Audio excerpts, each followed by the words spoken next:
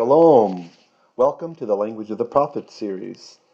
This is Aliyah Yomi, the daily Aliyah, or Aliyah of the day. We are doing Torah portion Vayishlach, and where we will step through every single Hebrew word and translate and or discuss. The fourth Aliyah can be found in Sefer Pareshat, the book of Genesis, chapter 33, verse 6 through 33, verse 20. Verse Vav 6. Vatigashna hashifachot heina vayaldehen vatish tachavena. Okay, this one's pretty straightforward.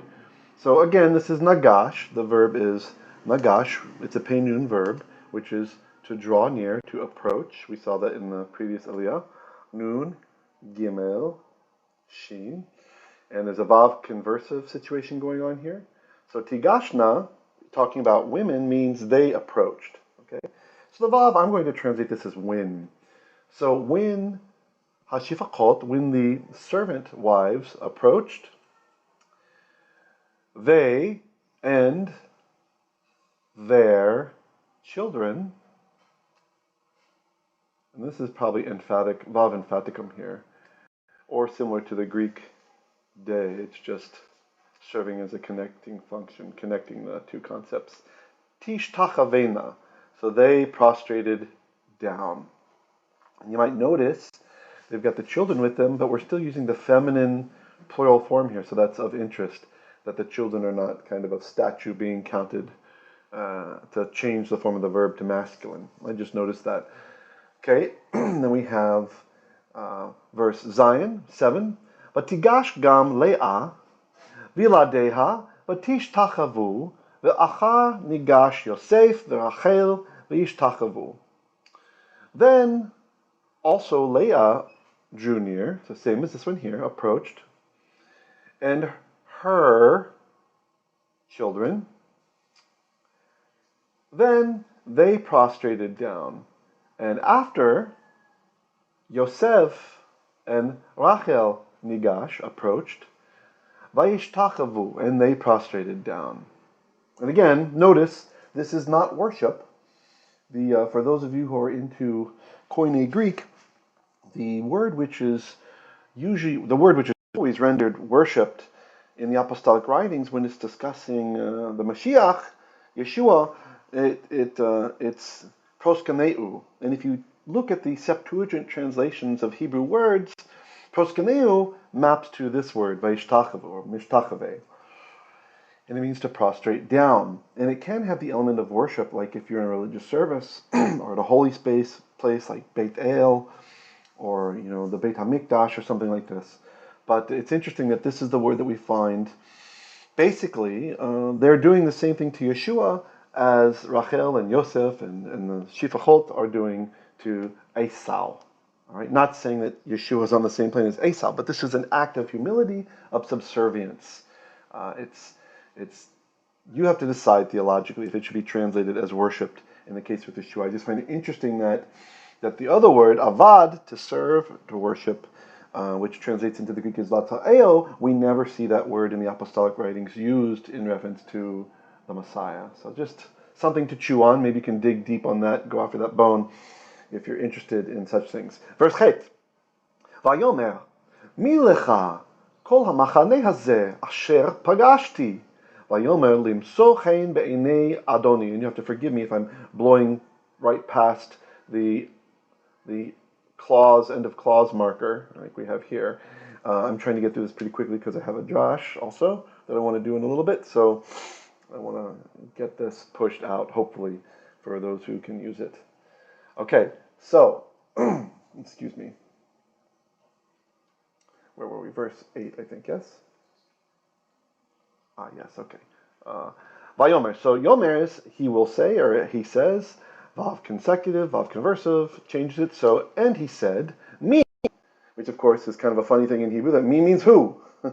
Me means who means he means she, and a dog is a fish. And if you speak Russian, it's even worse. Ani means they in Russian, but I in Hebrew. So You have lots of fun with your little linguistic puns and confusing people. So, who, lecha, is this to you? All of this gift, right? To whom do you belong? Who belongs to all of this gift? Asher pagashti, which I have met or encountered. Vayomer, he said, limso, to find chen, favor, be'enei adoni, in the eyes of my master, my Lord. You have your nice construct chain, right? Enei adoni. That's why it's in the eyes of my master, my Lord. The last word is definite, so the whole chain's definite. Verse tet, which is 9. Vayomer Eysaw, yesh li rav, achi, yehi lecha asher lach. Then Eysaw said, I have lots, my brother. May it be to you that which is yours. And notice lecha and lach, these are actually the same words, but there's kind of an advanced grammatical concept here happening that I've mentioned before, which is pausal, right? So this one has the siluk marker, so there's a little bit extra emphasis. So he causes this vocal schwa to lengthen to ah. And then it makes no more sense to have the cha at the end. So you don't say lacha, right? So just lach. So sometimes you'll see this. Don't get confused and think it's a feminine, which would have been lech. Okay, verse Yod 10. Vayomer Yaakov, Al na im na matzati chen be'einecha, velakachta minchati miyadi. Then Yaakov said, so it's literally like not please, if please, matzati, I found, chen, favor, be'einecha, in your eyes, velakachta. So lakachta is you took, of course with our nice vav, changing the time, you will take, so it's kind of encouraging him, the vav is encouraging, that you might take minchati, my gift, miyadi, from my hand. Ki al ken ra'iti fanecha kirot penei Elohim v'tirtzeini. Because, for having ra'iti, looked, fanecha, or seen your face, is like, okay, re'ot, seeing the Penei Elohim, the face of divine beings, i.e. angels, etc. V'tirtzeini, that you might have favor on me. This is from ratzah, is the verb. It's a lamed hey verb, so it's a little bit hard to recognize if you're not used to seeing this. So there would have been a hey at the end. So the root letters are reish, tzadi, and hey. But our hey is gone. And we have our suffix here. The pronominal suffix technically is yod, and then the noon is like a little connector to make it easier to say. Similar to, you're probably familiar with Yeshua HaMashiach on the execution stake, quotes the Psalm 23, Eli, Eli, lama azaftani, right? You get the ni there at the end. Okay? Verse Yod Aleph. Kach na et birchati asher huvat lach, Ki chanani Elohim, v'chi yesh li chol. Sorry. Yeah, I guess I'll stop there. That's long enough. Kach, this is from lakach. This is an imperative form, a command form, basically. Not that he's bossing around. He's just saying, take, please. Take na, please. Et beracha. So this is beracha. Here. And feminine words that end in a hey, when you put a suffix on them, or they go to the construct state, they revert back to their ancient Hebrew form. So in ancient times, it wouldn't have been beracha, it would have been birchat. And so when we put the suffix on, it goes back to that old form again. Birchati. It's just that it wasn't lost. It didn't evolve as the language evolved. That's what's happening. You have your suffix e, mine. So take my beracha. So you might be thinking, beracha, what? Well, it turns out that beracha, it does mean blessing, primarily, but it also means gift. It can also mean like a treaty. Right? In some cases, in the Nach later on, well, in the Chetodim, I think in Kings or Samuel somewhere, in one of those stories we see it used this way. So, a baracha, like I mentioned before, when we say birech, to bless, it's related to how the camels will go down on their knees, berech, in order that you could access the gifts, the goodies that were in their saddlebags, because camels are quite tall. And so, a baracha, a blessing, is a very substantive thing the result is, of actually having progeny or goods or parnasa, something like this in your life. So it's interesting here. Look what Yaakov Avinu is doing. He's using the previous 5 times in this parasha, when he's talking about gift, what word did he use? Mincha. Mincha, right? Here, minchati. V'lakachta minchati. Oh, that you would take my mincha. Again, it goes back to the tav form, so we can put the suffix on, right? So, mincha, sheli is how they say it in modern Hebrew today, usually. But minchati is my mincha, right? And now, finally, he uses the word bracha. And I think what's happening here is he's... actually, I can't take credit for this. I noticed this reading the Sarna's commentary on Genesis. It's a JPS publication. And anyway, Sarna points out that, look, what he's doing here. He's using this other word for gift. It also can mean gift, but he thinks that it's hinting to Eysaw, it's signaling to Eysaw that, look, because I kind of upset you with the whole thing with the bracha from our father, now take my bracha, take the result of that bracha, basically, right? I want to make teshuvah, I want to be friends again, I don't want to be enemies with my own brother. I think it's nice. I think Sarn was right. This is again, Rabotai, it pays off to read the text in the Hebrew. The study really pays off in big dividends. If you've been reading the Bible for many, many years and you're finding yourself getting bored with your yearly cycle or 3 times a year or how many times you go through the Bible, look, study Hebrew, learn Hebrew. It will not be boring ever again. I promise you. Okay, asher, which, huvat, lach. Okay, so this is, the verb ba, right? Like Baruch haba b'shem Adonai, right? Ba is one who comes. This is a hofal form, so it's passively happening, right? Which was brought lach, to you. Ki chanani Elohim, because God has dealt graciously with me, right? And we pray chaneni, like have pity on me. V'chi yesh li chol, and I have everything. Vayitzar bo, so he pressured bo against him. Vayikach, and this is from Lamed Lakach, so that he took it. It's good, right? Nice. It's smart. Made him take it. And this is actually, Esau is actually behaving commendably by not just accepting the loot right away. Okay, going on to verse Yod Beit 12. Vayomer nis'ah v'nelecha ve'elecha lenegdecha. Okay, so then he said, Nisa, pull up stakes is really what it means, right? Let us pull up stakes, like let's travel. It develops into travel, but the idea is you pull up your tent stakes, right? V'nelecha cohortative, and let us halach, let's go. Or some might say yalach. Ve'elecha, and let me go. Lenegdecha, before you, right? So the idea is like if there's any danger, whatever, I will be the buffer, right? This is what Esau is offering. Let's start on our journey, right? Like this. Okay.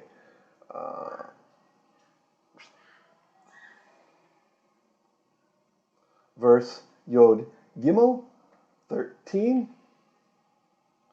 Vayomer elav Adoni yodea ki hayeladim rakim v'hatzon v'habakar alot alai. But he said unto him, my master, or my lord, knows. Yodea is an active participle. So I mentioned this briefly in the second Aliyah, that really what's happening is Adoni here, this is a noun, and Yodea, we call it an active participle, but it really functions like an adjective. It's a verbal adjective, right? Or like a gerund in English we might have, like knowing, right? So it's something like, my master knowing, right? The adjective has to agree and describe back what's happening with the noun, right? So it's a mistake to think of this as the present tense, even though we have to make it that way sometimes to come across into English, right? So, although usually the active participle, it mimics whatever time we're already set in Tanakh by previous verbs. Okay, my master knows, ki hayeladim, that the children, rakim, they're delicate. The hatzon, and the sheep, the habakar, and the bovids, the cattle, alot alai, going up with me. Udefakum yom echad vametu kol hatzon. And if we dafak is like to push, right? really to pound, like you might pound on a desk, right? Like to beat or to drive, like you drive cattle. So this vav, interestingly, I think it's going to be more like a if. And you might be wondering, why is that oo, Yumiya? Why is it not v? Okay, so look. Defaku here, if we were to put it with the schwa under like vav likes, then we have two schwas in a row, which is a problem, right? So in this case, he lengthens to shurik, to u. So difokum, the is a pronominal suffix, knocking them, pressing them too hard, pressing them for yom echad, a single day, a one day, vametu, then metu, they will die. Metu means they died, but again, vav conversive, right? They will die. Kol hatzon, the subject of they will die is all the sheep will die. And Ibn Ezra comments on this part about Hayaladim Rakim, that the oldest of the children are only 12 years plus, right? 12 years old in some days. Okay, so verse Yod Dalet. Ya'avalna Adoni lifnei avdo. Okay. Let please cross over, pass by my master before his servant. Again, referring to himself in the third person as a servant. Va'ani et nachala le'iti l'regel hamalacha asher lifanai u'leregel hayuladim ad asher avo el Adoni se'ira. That's a mouthful. Okay. So where do we go there? Okay, yeah. So, but I myself, and I'm saying myself because the next word already has the aleph here, which is saying I, right? So, et nahala, this is related to nahal, which is a wadi, like a riverbed that sometimes it's empty, sometimes it has water in desert areas. So, et nahala is I will cross myself, right? Like I will move myself through the river, through the nahal, right? Not nahal, through the nahal. So, ani is extra emphasis, so I myself will cross, let me cross over. It's cohortative with the hey there. Let E-T. So E-T is like gently, right? So it's kind of hard to bring into English. It's something like for my gentleness, or for gentleness, right? Or gently, like carefully, right? He's like, I'm not going to go and kill all of my animals and make the babies very tired and all these things. But instead, just give me a moment. Excuse me, I'll be very careful. And he goes on to say, the regel by foot. Hamalacha. Malacha, this is usually this is the word we use for work, right? Like you should not do any malacha on Yom HaShabbat, right? Yom HaShavi'i, right? So it can also mean like the work that's at hand, the task, right? In this case, the task of crossing, which is before me. Uleregel, and by foot, hayaladim, the children, ad asher, until avo, I will come. This is imperfect of ba, so I will come el unto Adoni, my master, se'ira. And here we have a hey locative, so direction towards se'ir, right, which is where Eysaw is staying. Verse tet vav, so that's 9 plus 6, so 15. And for verse 15 we have Vayomer Eysaw, atziga na imecha min ha'am asher iti. Nice guy. Probably. We're still not sure what's in Eysaw's heart. Is he really trying to be nice, or does he have something else planned, right? So it's just kind of, it's hard to say. You're not quite sure, right? So, all right, so let's continue on then. So Eysaw said, Atzig, so this is from Natsag. It's a Hefil form. The noon is inside there. Here we have our Yod before the third root letter. Tells it's Hefil. So let me allocate now, im, with cha, with you, mean from ha'am, the people, asher hu, iti, von home. Nope, not that iti with yod, with me. Vayomer, but he said, lama ze imsachein be'enei Adoni. So Yaakov responds, but he said, lama, why ze this? Imsa. And this is interesting. If you just interpret this as future, I will find favor, right? But it's kind of implying I have found favor Emsachein be'enei, or I'm finding, I'm in a state of favor, be'enei Adoni, in the eyes of my master. And of course we have a construct chain here. In the eyes of my master.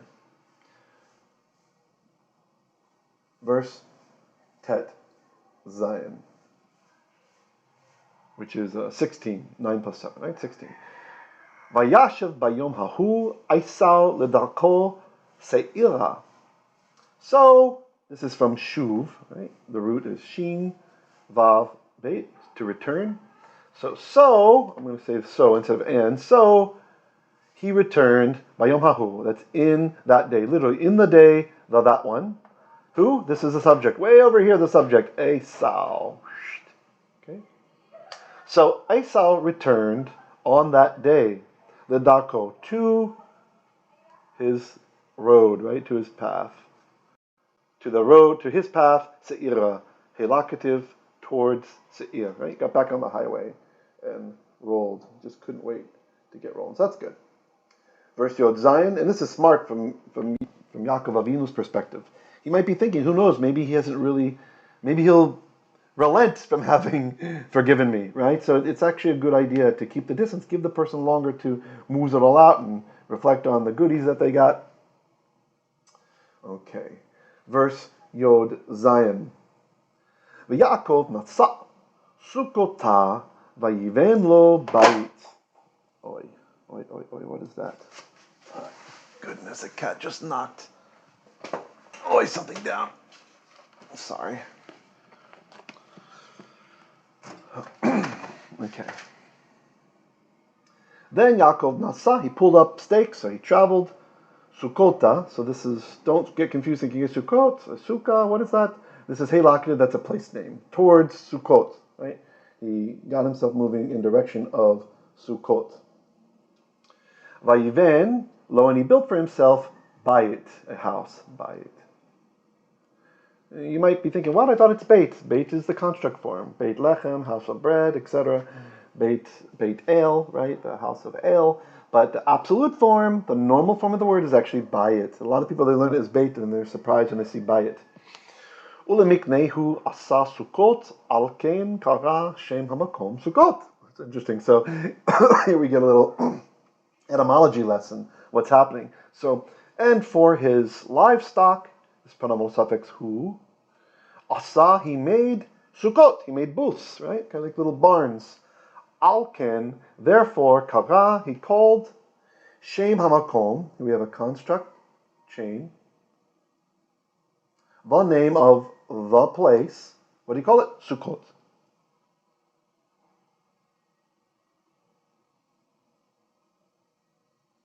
Okay, now finally, this is the last part of the fourth Aliyah, Yod Chet, which is verse 18. Vayavo Yaakov Shalem, Ir Shechem, Asher be'eretz Canaan, Vevo'o mipadan Aram. There's our end of the clause marker there.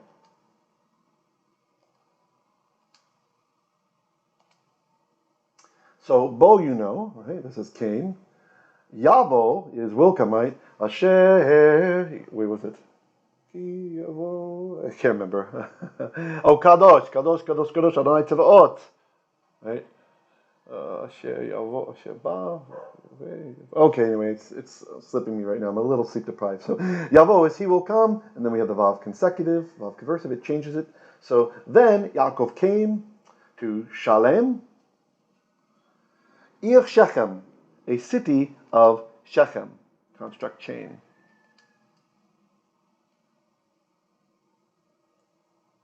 Actually, should be the city of Shechem, right? So I guess they only have one. Since Shechem is a proper name, the whole thing becomes definite. The city of Shechem.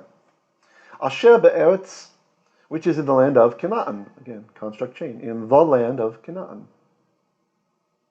Bevo'o, so this is an active participle. When you have a beit in front of it, the beit actually means when, usually, to make it make sense in English. It's something like in his coming towards, right? So the O tells us it's when he came, right?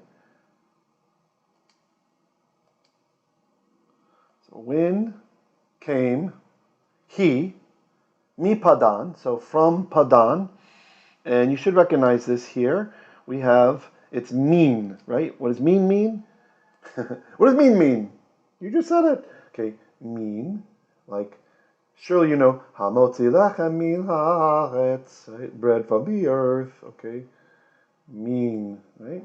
So, would you want to attach mean to the previous word? The noon assimilates into that word as a dagesh, right? As we've been seeing with our pay noon verbs, and the mem stays out here. So that noon, that dot, that's telling us there's a noon inside there. So mi padan, from padan, aram.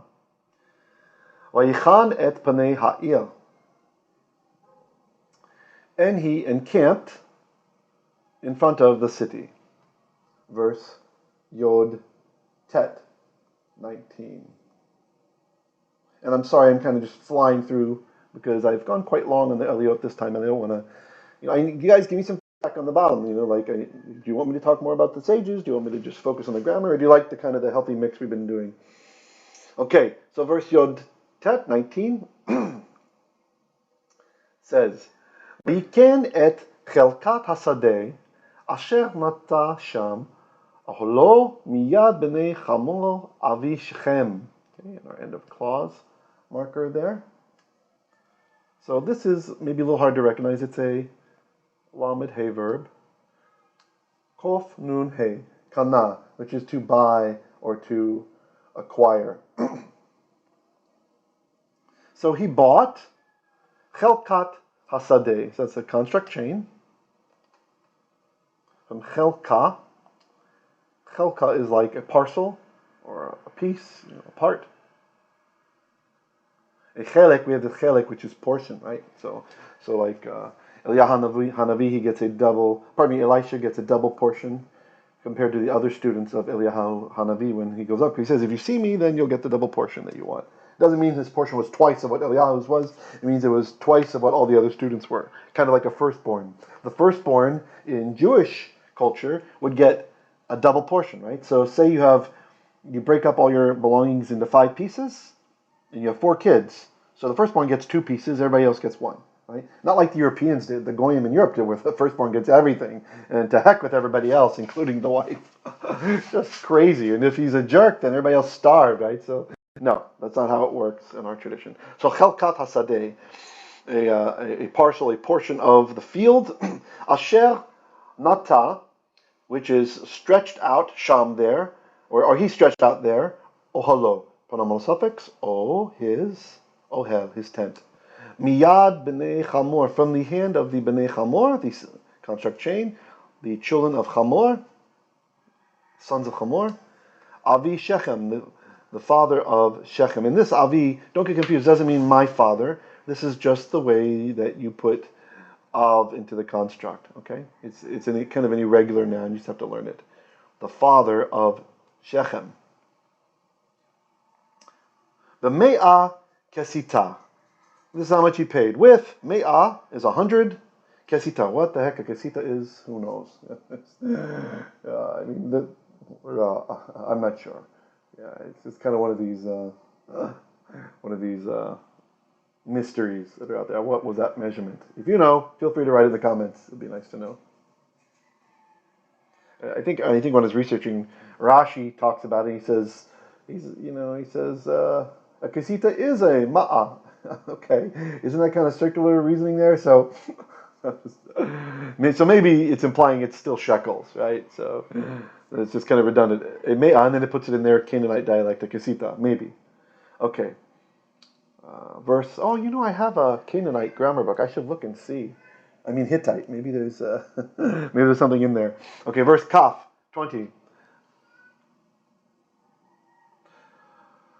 Vayatzav sham mizbeach, or mizbeach. Okay. And this is a little bit hard to recognize. It's a pay noon verb, natsav. See the dagesh in here? You should be getting used to seeing these by now. Natsav. Make sure you're learning your vocabulary. If you're not learning your vocabulary, grammar is no fun. So then he erected there, sham, a mizbeach, an altar. And he called to it, El Elohei Yisrael. And he called to it the God. He called unto it, he called to it El Elohim, the God of Israel. Okay, quite interesting what's happening there. So the altar actually has this name, right? El, Elohei Yisrael. So all of that is the altar's name. It's quite interesting. Quite interesting. This whole part here. These altars, they had interesting names. Okay, that's the end of the fourth Aliyah.